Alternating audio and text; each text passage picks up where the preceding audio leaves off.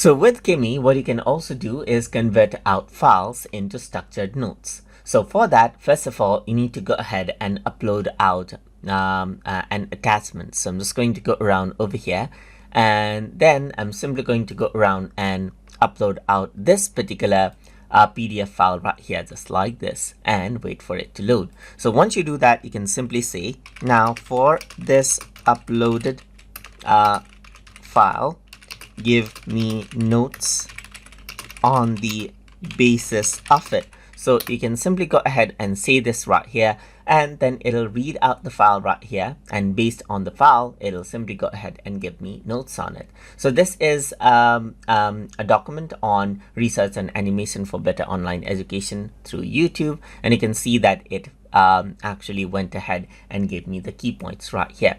If I were to go ahead and click, then I will be able to see the document side by side as well, and you can see that this is what you have. So this is the overall document right here with everything, as you can see, and it analyzed out the document right here and gave me key points on it, just like this, as you can see.